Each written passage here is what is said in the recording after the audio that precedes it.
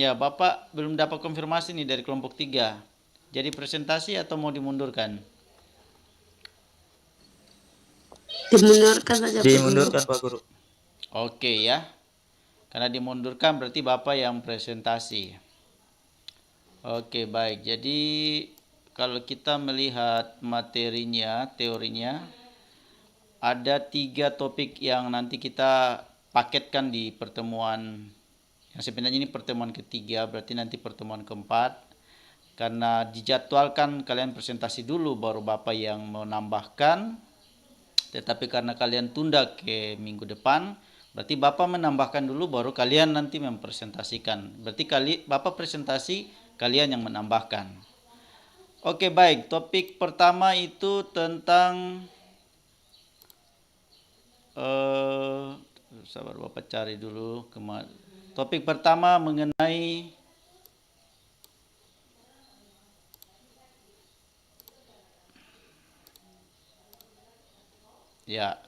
topik pertama itu mengenai perkembangan ilmu geografi ya. Topik pertama mengenai perkembangan ilmu geografi. Jadi kalau kita telusuri dari kita ulang-ulang terus ini geografi, pasti di awal-awal itu materinya mengenai pengertian dan sebagainya, ruang lingkup dan perkembangan dan sebagainya. Kalau di topik pertama perkembangan ilmu geografi, ini sesuai dengan sumber yang Bapak dapat ya. Ini dari salah satu universitas yang merangkum perkembangan ilmu geografi. Jadi dimulai sejak zaman Yunani kuno. Bisa lihat presentasi Bapak ini? Siap bisa Pak. Ya, Siap bisa Pak. Oke, mantap. Jadi dimulai sejak zaman Yunani kuno, ini perkembangannya. Di zaman itu geografi ini masih kental dengan sains saja, ya IPA, ya seperti dikemukakan oleh Anaximenes, Thales, Herodotus, Eratosthenes. Jadi dan semua orang mengetahui bahwa geografi itu kaitan dengan peta, dengan iklim atau cuaca, jadi kaitan dengan IPA. Tetapi kemudian berkembang di abad kegelapan, the Dark Age, abad pertengahan, muncullah petualangan besar, ekspansi dari kolonialisme, menjelajahi bumi ya, karena geo itu bumi berarti menjelajahi bumi berdasarkan gambaran bukan mitos tapi berdasarkan teori-teori yang dikemukakan oleh ilmuwan saat itu ya, yang dikemukakan oleh misalnya oleh Galileo Galilei, Kopernikus yang mengatakan bumi itu bulat, Galileo Galilei mengatakan bahwa bumi itu mengelilingi planet, mengelilingi matahari, yang menepis kepercayaan atau pemahaman yang disebarkan oleh agama saat itu bahwa bumi yang menjadi pusat, dan ditepis oleh Galileo Galilei. Dan diperkuat lagi Nikolaus Kopernikus mengatakan bahwa bumi itu bulat, dan para penjelajah-penjelajah menganalisa bahwa ya, kalau kita larinya ke timur nanti kita akan muncul dari barat, kalau kita ke barat nanti kita akan muncul dari timur, sehingga mereka pada zaman itu banyak ekspansi untuk menjelajahi. Kalau kita berpikir secara geografi dari kuno saja tentang peta, jadi luar biasa saat itu mereka sudah bisa memetakan wilayah-wilayah di bumi. Padahal saat itu belum ada satelit, belum ada drone untuk foto udara ya, tentang permukaan, bentuk-bentuk dari benua, daratan dan sebagainya. Jadi berdasarkan cerita-cerita pengalaman-pengalaman dari hasil penjelajahan itu, akhirnya dibuatlah suatu peta bahwa di sana ada pulau ini, bentuknya begini dan sebagainya. Kalau kita lihat di sini peta mula-mula, ini kita lihat ini peta pertama ini ya. Ini bentuk-bentuk dari peta pertama ini. Jadi sangat bukan sangat jauh tapi agak beda sekali dengan yang sekarang ini ya.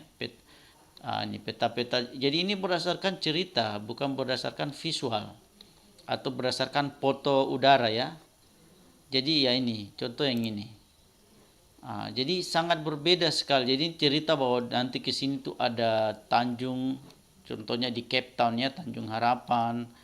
Jadi ini ada agak masuk ya dan mereka kompas mungkin saat itu sudah ditemukan sehingga mereka tahu berapa derajat ini dan sebagainya.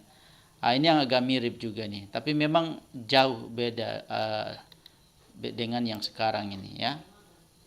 Ya. Dan kemudian terus ya terus dengan zaman kedua setelah abad ke-8 yang dikemukakan oleh Van Moot dan sebagainya. Kalau kita lihat di coba Bapak perlihatkan lagi yang ini. Ya. Jadi di perkembangannya itu ada sekitar 5 ya. Ada geografi klasik yang tadi zaman Yunani kuno dikemukakan oleh siapa itu? Thales dan Herodotus dan sebagainya. Ini. Kemudian geografi abad pertengahan, the Dark Age tadi itu. Ini sudah mulai karena penjelajahan Marco Polo dan menjelajah ke Eropa bahkan ke Asia. Di sini ada Bartholomeus Dias, Vasco da Gama, Columbus, Amerigo Vespucci, Copernicus dan sebagainya. Dan yang ketiga geografi modern. Ini sudah mulai diajarkan. Tetapi sesuai perkembangannya, ini yang perkembangan ketiganya. Perkembangan keempatnya itu di abad 19. Ya, sudah mulai mencirikan ya, sudah mulai kelihatan bahwa geografi itu fokus ke iklim, tumbuhan, hewan serta bentangan alam ya. Tapi masih berkutat sebenarnya di secara visual dan fisik ya. Geografi manusia semakin berkurang dan sebagainya. Dikemukakan oleh Friedrich Grassel, Ferdinand von Richthofen, Herson, Vidal dan sebagainya. Kemudian geografi mutakhir. Ya, geografi mutakhir yang saat ini kita juga pelajari, dan geografi mutakhir ini sangat membantu dalam pemecahan masalah. Ini dari segi perkembangannya. Nanti kita lihat yang kelompok 2 punya materi tentang objeknya. Objek apa saja yang difokuskan dalam geografi. Ya, karena pada awalnya itu mengenai alam, jadi lebih ke iklim dan juga sebenarnya kalau lari lagi ke kelompok 3 tentang aspeknya sangat luas lagi. Ya. Jadi kalau objek tadi tentang permukaan bumi atau surface dari bumi atau permukaan bumi, juga naik lagi udara. Nanti kita akan pelajari di bab-bab selanjutnya, ada stratosfer, ionosfer dan sebagainya. Udara dan bahkan turun ke dalam tanah. Ya, lapisan-lapisan tanah. Lapisan-lapisan di bagian dalam tanah. Ya, yang kita ketahui atau dari zaman kuno atau klasik itu ke kiri ke kanan, ke timur ke barat, utara ke selatan, dan fokus ke peta dan sebagainya, lokasi, posisi. Tetapi berkembang terus juga mempelajari tentang iklim, yaitu udara di atas dan juga ke dalam geologi tanah ya, geologinya. Ya, dan yang mutakhir ini pemecahan masalah itu terkait juga dengan ruang lingkupnya. Ya, kalau kita lihat dari ruang lingkupnya, aspek atau ruang lingkupnya sangat luas. Awal di geografi klasik masih tentang alam saja, tetapi setelah berkembang terus ternyata semua merunut ke geografi. Ya, contohnya, ya nanti kita lihat di sini. Ada fisikal geografi, faktor fisik alam. Ini yang klasik ya. Fitogeografi yang mempelajari tanaman. Zoogeografi mempelajari hewan. Antropogeografi mempelajari manusia. Jadi ada kolaborasi ilmu-ilmu yang lain dengan geografi. Tadi dari 10.4 ada yang bertanya, Bapak apa perbedaan ilmu biologi dengan geografi? Karena Bapak bilang mungkin ya ada tentang tumbuhan juga di situ, ada tentang hewan, ada pertanian. Ya, kalau biologi ya fokus ke intisari dari biologi, ilmu yang mempelajari tentang tumbuhan dan sebagainya, makhluk hidup dan sebagainya. Tapi kalau geografi lari ke pemetaan wilayah-wilayah, penyebaran ya. Karena di capaian pembelajaran kemarin ada distribusi ya, ada distribusi artinya penyebaran. Ada yang pasti kalau sudah mempelajari posisi daerah harus kolaborasi dengan geografi. Sehingga ada fisikal geografi, pitogeografi, zoogeografi, ya, ada antropogeografi. Nah, itu aspeknya, ruang lingkupnya.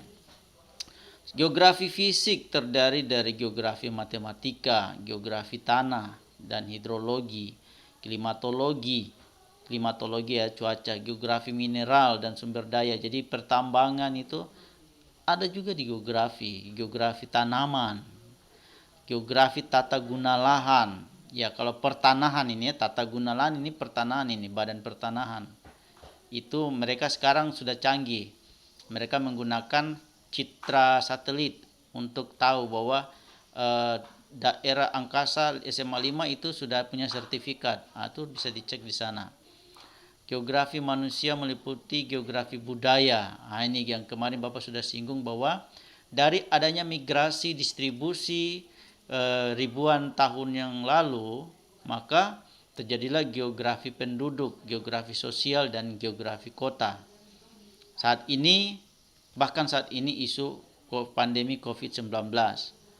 Waktu data-data dilaporkan, walaupun mungkin bukan dengan menggunakan peta, menggunakan tabel saja, tetap ada kolaborasi dengan geografi. Contohnya, ya di situ kan ada kelurahan Awiyo, kelurahan Jayapura Utara, Argapura ke Jayapura Utara, ada kecamatan, ada kota. Itu sudah geografi.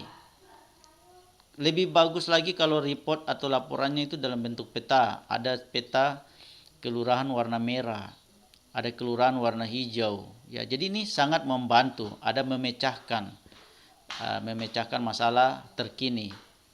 Lebih jauh lagi, geografi ekonomi, geografi ada pertanian, geografi transportasi dan komunikasi, geografi politik. Ini geografi regional. Berarti kita perlu simpulkan bahwa geografi ini semuanya sudah ya.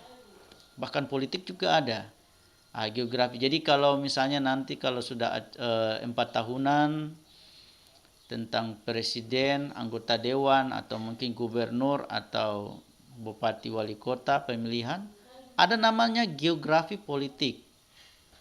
Di AB ini yang memilih Golkar, memilih Demokrat, partai ya, atau mungkin nanti ada calon-calon, itu namanya geografi politik.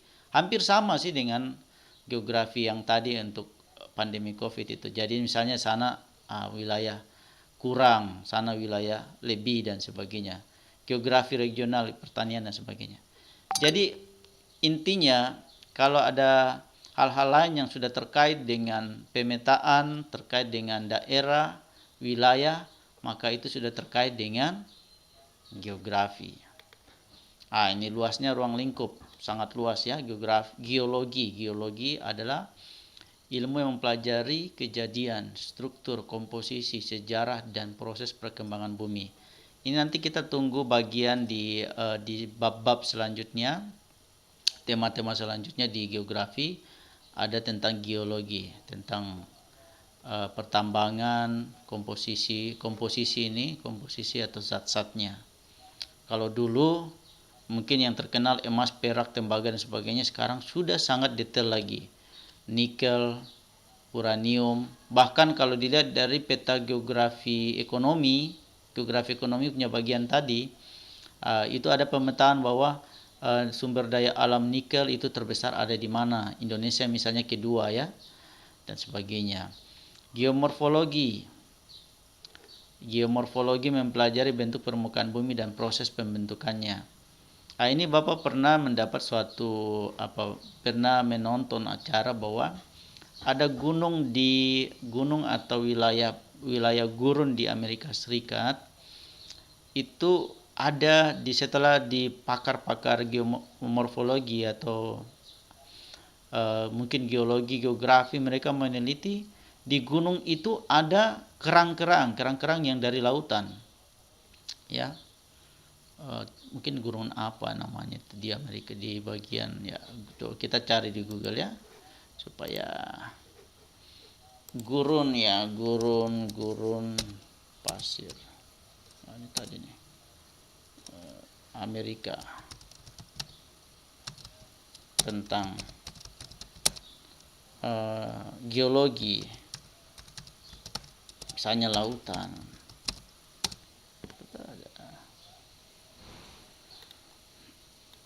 Ya ini lembah kematian, ini ada namanya lembah kematian. Ini ada satu gurun ya, diteliti ternyata banyak mengandung garam. Padahal itu sudah di tengah-tengah ini ya, tengah daratan, bukan di pinggir pantai lagi. Artinya bahwa ya ini mungkin Mojave, ini gurun Mojave mungkin. Artinya bahwa di ribuan bahkan mungkin jutaan tahun yang lalu ada terjadi pergeseran daratan. Bahkan ada yang mengatakan, ilmuwan mengatakan bahwa itu dulunya lautan tetapi dibalik menjadi daratan, sehingga struktur objek-objek yang ditemukan ada dari lautan ya, contohnya kerang dan lain-lain. Apa namanya itu, Death Valley ya, Death Valley, lembah kegelapan. Death Valley ini ada ya, mungkin ada di kita nyanyi-nyanyi dalam lembah kegelapan ini ada Death Valley National Park, lembah kematian. Nah ini Death Valley ini di sini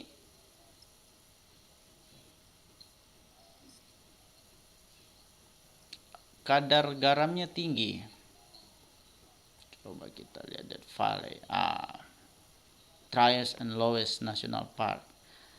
Oke. Ini Death Valley ini ya. Ya, ini. Ini ya, nih.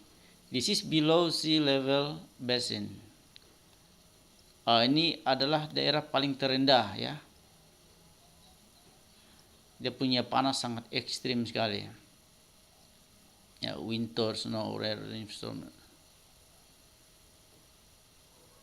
Ini bahkan istilahnya kalau ada hewan yang ini mungkin tidak akan tumbuh di sini ya. Di Death Valley nih. Ya ini. Death Valley.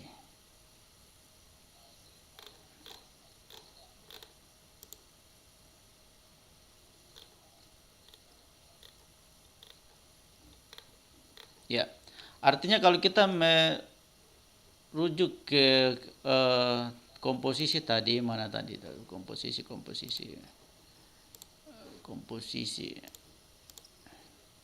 Di sini tadi tentang komposisi bahwa ada perubahan struktur tanah dari lautan ke daratan ya, sehingga ditemukanlah artefak-artefak dalam bentuk kerang dan sebagainya.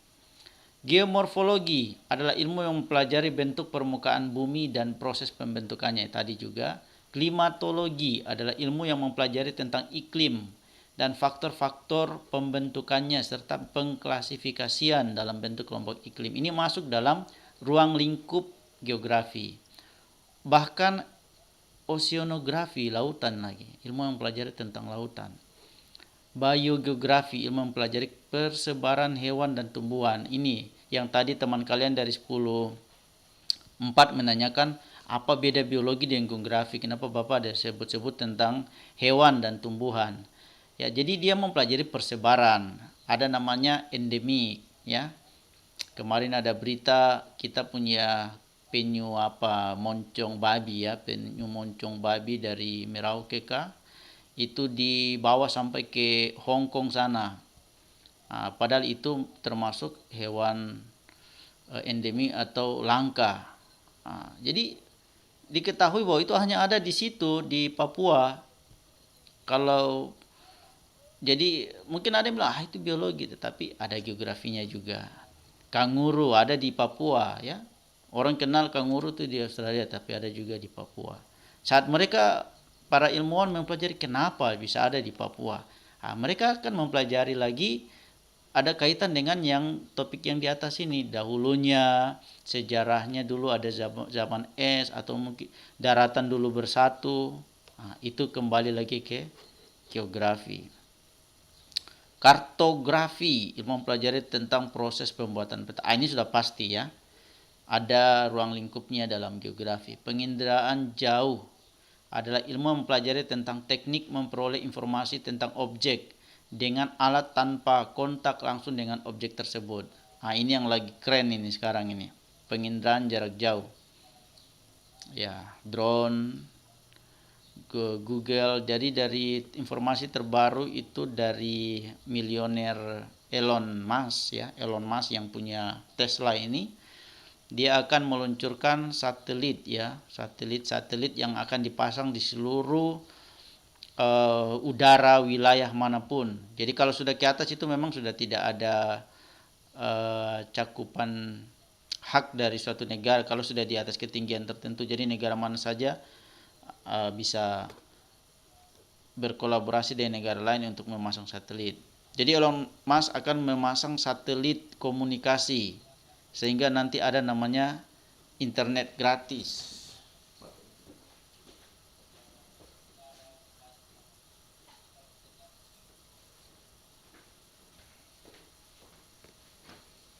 Ya, jadi ini yang sudah lagi tren. Aplikasinya apa? Sekarang ada Gojek ya. Gojek itu kalau kamu pesan sesuatu ada maps-nya dan itu otomatis berkaitan dengan Google Maps. Google Maps juga begitu. Jadi itu adalah aplikasi geografi yang sangat keren saat ini, Google Maps. Kalau kamu juga bisa menaruh posisi rumah, posisi sekolah. Jadi sekarang kalau ada pengantaran ya tinggal ikuti track dari Global Position System itu ya, GPS yang ada di Google Maps tersebut. Jadi kamu bisa melacak. Sekarang juga kalau ke daerah yang baru belum ke sana sudah bisa menggunakan Google Maps atau apapun untuk melihat daerah tersebut. Misalnya kondisi tempatnya bagaimana, dekat dengan pertokoan kah tidak dan sebagainya. Ya. Oke, dapat kita rangkum bahwa geografi adalah ilmu yang mempelajari tentang persamaan. Jadi sehingga kalau kita lihat dari perkembangannya, objeknya dan ruang lingkup atau aspeknya, kita mungkin berasumsi bahwa geografi ini sangat luas. Ya. Kalau kita lihat dari definisinya sini mempelajari tentang persamaan dan perbedaan fenomena. Persamaan dan perbedaan fenomena geosfer. Geosfer itu udara tadi dengan sudut pandang kewilayahan. Ya, jadi kalau sudah bicara wilayah berarti geografi. Kelingkungan dalam konteks keruangan. Ada lagi tentang budaya, ya, tentang sosial dan lain sebagainya. Sejarah geografi itu dimulai dari geografi klasik yang berkembang di sekitar abad ke-6 sebelum Masehi. Geografi ini perkembangannya. Abad pertengahan, geografi modern, geografi abad 19 dan geografi mutakhir. Cabang-cabang atau aspeknya terdiri dari geografi fisik, geografi manusia dan geografi regional. Tadi sudah dirinci tadi di atas. Ya. Objek ini untuk kelompok 2 punya nantinya. Objeknya, objek itu benda-bendanya.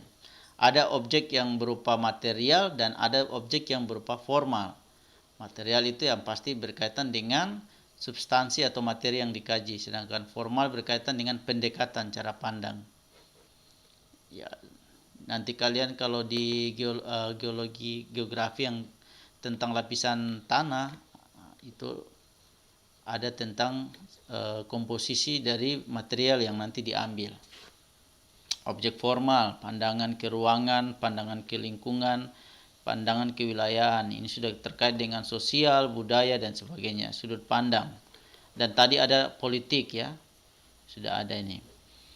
Alami, kawasan iklim, kawasan bentang alam, kawasan air, manusiawi, kawasan budaya, kawasan penduduk, kawasan administrasi. Hubungan timbal balik, ada migrasi, mobilitas, interaksi sosial. Daerah pemukiman, ada pemukiman desa, pemukiman kota. dan mata pencaharian, ada pertanian, perdagangan, peternakan, kehutanan, industri, dan perkebunan. Nah, ini contoh bagian studi objek formal geografi. Sangat luas ya.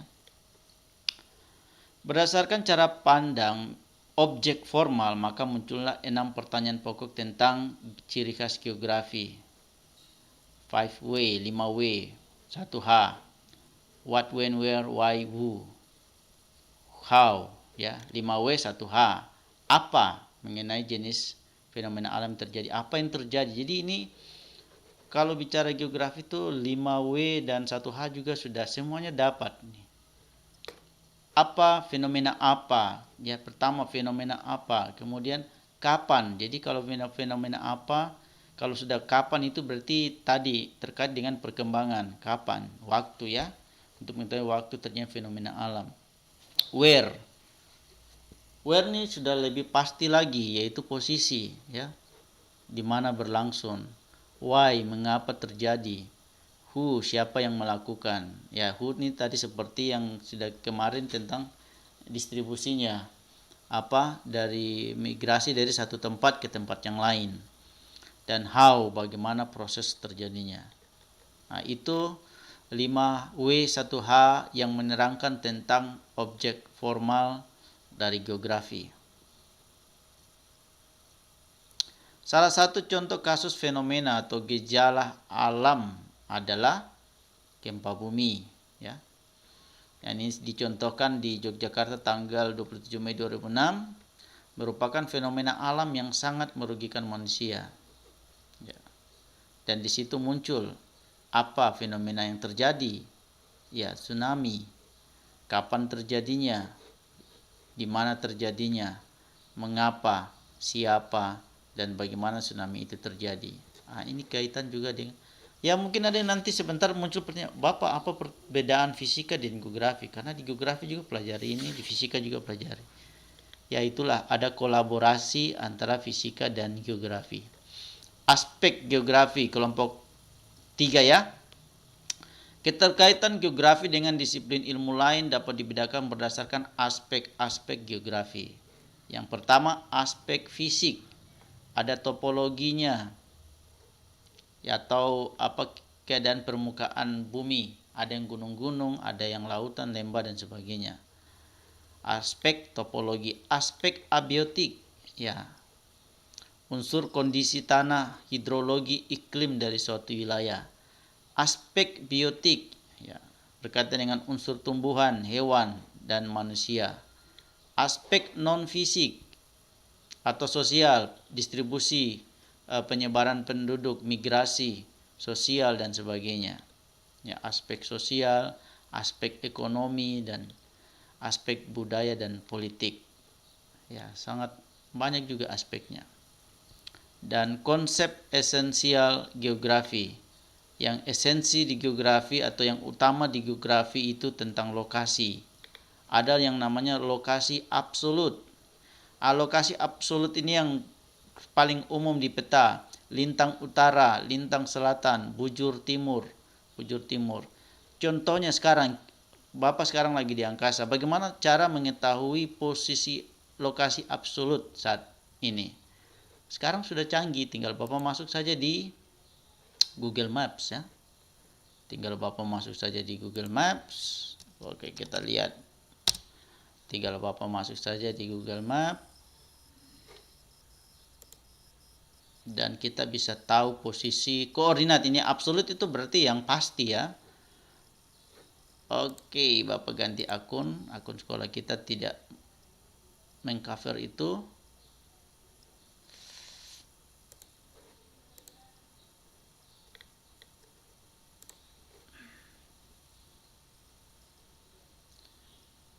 Ini ya.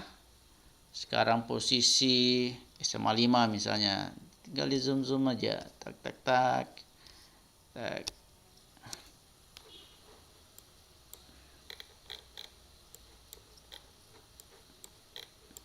Gimana nih kita nih sekarang?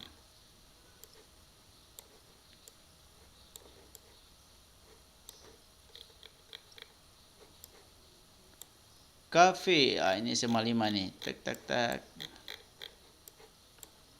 Oke. Ini bisa lihat sekarang. Kita turun. Ini fotonya ada. Ya. Kita lihat detailnya. Detailnya.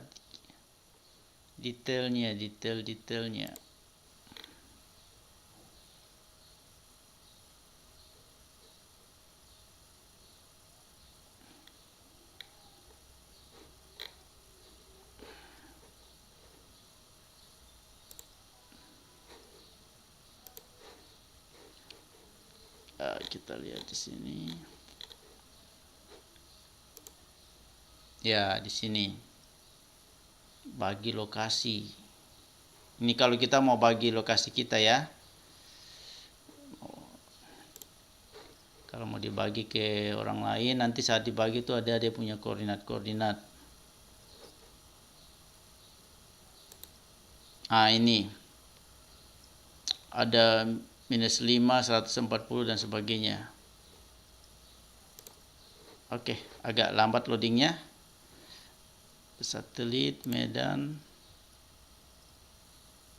Ya, ini lihat topografi dan ketinggian. Wah, luar biasa nih. Apa sudah ada juga nih pilihan dari Google Maps. Transportasi umum lainnya. Sampai sudah info COVID. Ini sudah kolaborasi dengan aspek-aspek tadi nih ya. Aspek-aspek artinya bahwa Maps ini dia sudah berkolaborasi dengan perhubungan mengenai lalu lintasnya. Street View, info COVID ya, tentang dari Satgas COVID juga sudah ada kolaborasi nih. Transportasi umum ya, dan sebagainya. Rute, kalau mau berapa menit dengan berjalan kaki dan sebagainya. Oke, kita lihat lagi. Ini apa di sini? Ini muncul ya. -2,140. Artinya bahwa itu semua sudah tercover ada di dalam lokasi absolut. Jadi coba kita lihat lintang utara, lintang selatan dan sebagainya. Lokasi relatif adalah letak atau tempat yang dilihat dari daerah lain sekitar. Lokasi relatif berganti-ganti sesuai dengan objek yang ada di sekitarnya. Ini relatif. Relatif itu nanti di fisika ada namanya relatif. Berarti kalau dilihat dari misalnya angkasa. Angkasa kalau dilihat, jangan angkasa. Misalnya kalau posisi Bank Papua di kota Jayapura atau Taman Imbi. Kalau kita relatif, kalau dari angkasa kita bilang ke arah barat. Ya. Kalau dari arah AB nanti bilang kalau mau ke Bank Papua itu ke arah timur. Itu yang namanya relatif. Dari posisi yang mau memandang. Kalau dari arah SMA Mandala, kalau mau ke Bank Papua dikatakan kita ke selatan. Kalau dari arah pelabuhan, kalau mau ke Bank Papua dikatakan kita ke utara. Jadi itu relatif namanya, dari posisi semula.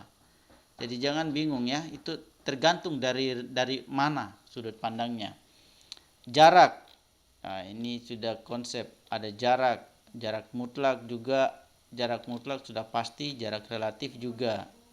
Morfologi, keterjangkauan, pola.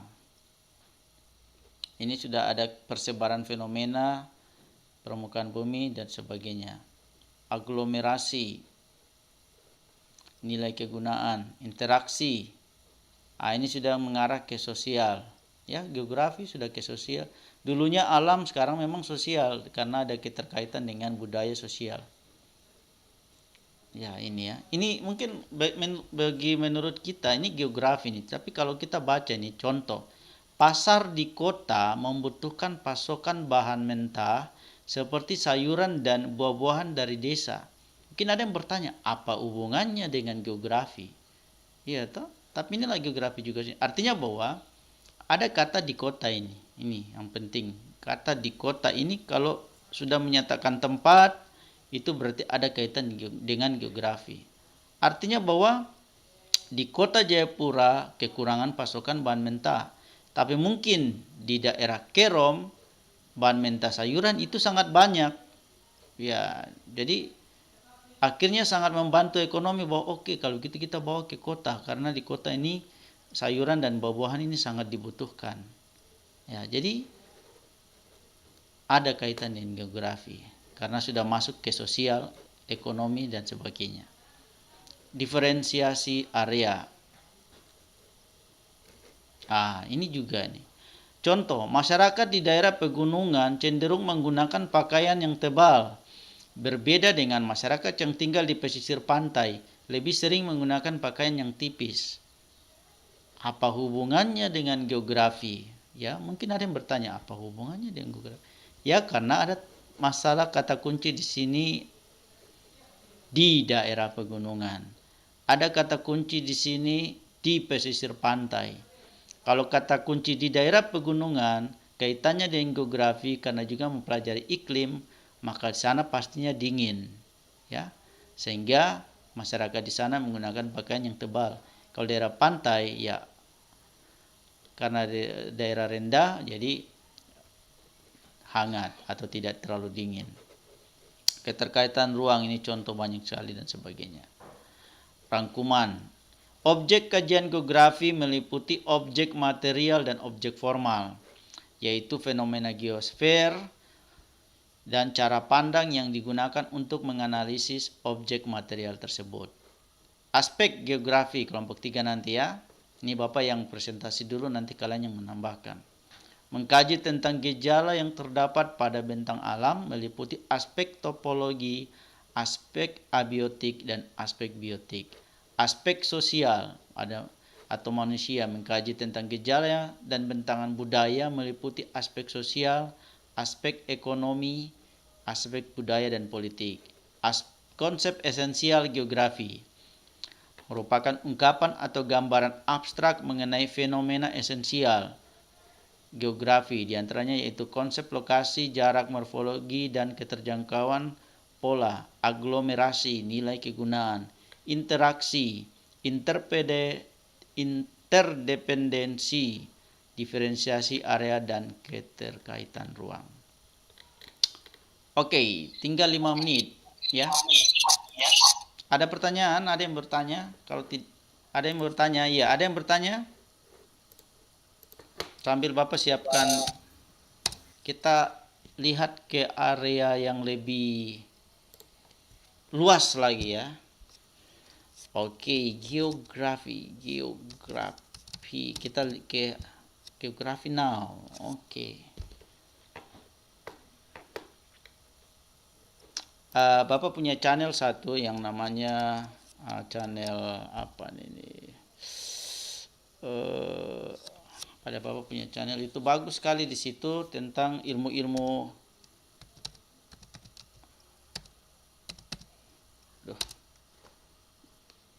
Ini crash course ya. Ini Bapak punya channel yang sering Bapak munculkan ini. 1, 2, breathe, 3, 4, and Oke, kalian lihat geografi menurut crash course. George Eliot's ya. old grandfather rode a pig home yesterday. Silakan Mnemonics are menyaksikan. great for trying to remember our fourth grade Bisa dengar stuff, suara? but actually deciding what the word geography means is a bit trickier. Sure, we memorize state and world capitals because everyone's impressed if you can rattle them off, like the capital of Canada, Ottawa. Or we learn that rivers flow downhill, or that the US imports more than 3 billion pounds of bananas from Guatemala each year. And those are cool factoids, but that's not all geography is. Geography helps us answer bigger questions, like what's the story of the Earth? How do humans change their environments? And why, of all places, did that huge mountain form there? There's a lot to cover in this series because geography encompasses all 4.5 billion years or so of the Earth's history and even makes predictions about our future. So we're going to do our best to highlight the weirdest, most awe-inspiring parts. I'm Alize Carrere, and welcome to Crash Course Geography.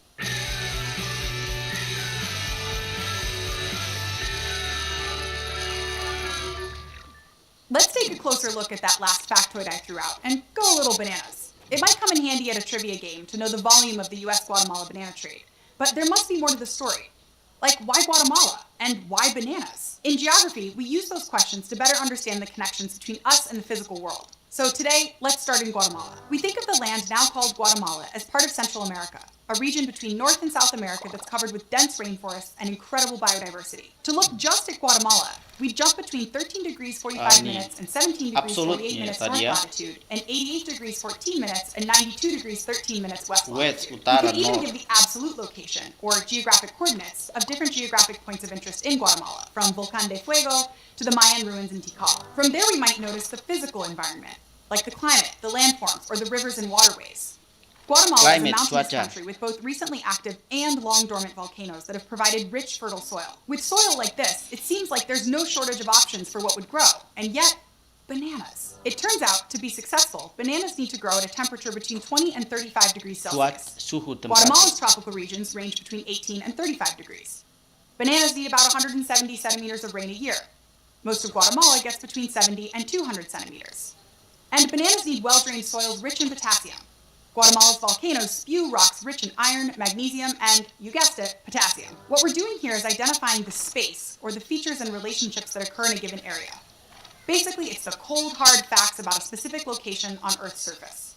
We need to pinpoint where we're interested in before we can start to answer why various things happen there. Working with the idea of space is one of the defining characteristics of geography, and we'll get into even more specifics in later episodes. Historically, maps and more recently satellite images are tools that help define and quantify space. But there are plenty of non-spatial things we might already have in our minds about Guatemala and Central America. For example, that it's long been home to large populations of indigenous peoples, including Mayan groups like the Quiche, Cachiquel, and Mam, and non-Mayan groups like the Chinca, or that it's a region known for its history of empires, like the Mayan or those created by Spanish colonizers. Guatemala has been known by many names, including Cuauhtemalan, a name given to the area by Tlaxcalan warriors accompanying Spanish conquistadors. Like almost any land or mountain or stretch of sea, Guatemala means different things to different people. It's a place, or somewhere that has attached value, meaning, and emotion to it that can't be measured. It's subjective for sure, but a place can be observed and described to others. We can think of place as the significance attached to a particular space. So as we try to better understand the significance of bananas and how they fit into Guatemala, the space and the place, we learned bananas actually aren't native to Guatemala or even the Americas. Explorers and missionaries brought bananas to Central America in the 1500s from the areas near present-day Indonesia and Papua New Guinea where bananas grow natively. Thinking about where bananas can grow in Guatemala and why adds another layer to our geographical investigation. After all, almost 1 out of every 3 people in the workforce works in agriculture as of 2020. So the next chapter in the geography of Guatemalan banana import story is thinking about interactions humans have with the environment. In geography, human-environment interactions are all the ways humans connect with and live within the environment and the impact the environment has on lives, choices, and experiences of people. Ya.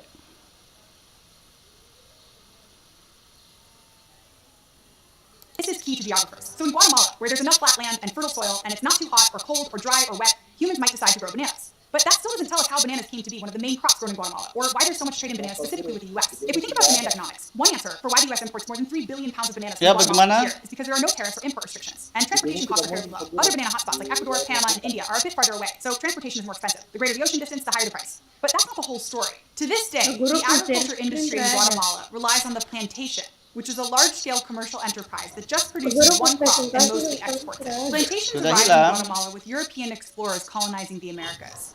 But they can also be found in other places in the world that experience colonialism, like cocoa plantations in the West Indies, tea plantations in Sri Lanka, and cotton plantations in Brazil. No matter where they're located, using plantations has had long-lasting consequences we still continue to face. To peel back the layers, let's go to the thoughtful. Bananas first became popular as a, quote, rare and delicious treat in the United States in the late 19th century, even though they'd long been a diet staple in many tropical regions. Sensing an opportunity, American businessmen like Minor C. Keith and Andrew Preston started importing them from around Latin America. The two men were forced to merge their lucrative banana empires in 1899. Tropical a transport company in Central America joined with the Boston Fruit Company that dominated the Caribbean, creating the soon-to-be infamous United Fruit Company. Along with others, it would become so powerful that in 1901, the author O. Henry described countries like Honduras and Guatemala as banana republics, a reference to the vast control the fruit companies wielded over many nations. For example, in 1904, they had to be politically involved. Wow, all that from just one little factoid about a fruit you can buy in pretty much any corner store across the US. I told you that geography was complicated, and every factoid actually has a story behind it. But there are always more questions. Like if we focus on the environment part of human-environment interactions, what's the environmental impact of these large plantations? And this is just Guatemala.